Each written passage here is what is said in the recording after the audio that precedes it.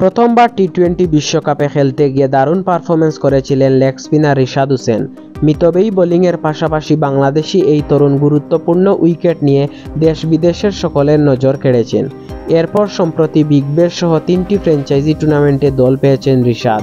সামনেই রয়েছে আইপিএলের নিলাম, যা নিয়ে আজ তিনি গণমাধ্যমে কথা বলেছেন। মিরপুর শেরে বাংলায় আইপিএল প্রসঙ্গে রিশাদ বলেন, আইপিএল বা অন্য কিছু নিয়ে এখন চিন্তা করছি না। আপাতত দেশের হয়ে যেটা খেলছি ওটাতেই ফোকাস করার চেষ্টা করব ভালো খেলার। সুযোগ দেওয়ার মালিক তো আল্লাহ, দেখা যাক পরে কি হয়। আইপিএল খেলতেই হবে এমন স্বপ্ন নেই দাবি করে রিস্টফিনার বলেন, স্বপ্ন বলতে ওই রকম কিছু না, এমনিতেই তো সবার ইচ্ছে থাকে আইপিএল খেলার। আমারও ওই রকম ইচ্ছে আছে, কিন্তু খেলতেই হবে তা না আর কি। আশা আছে যে খেলবো ইনশাল্লাহ। আপনাদের কি মনে হয় রিশাদ কি এবারের আইপিএলে খেলার চান্স পাবে? তা অবশ্যই কমেন্টে লিখে জানাবেন।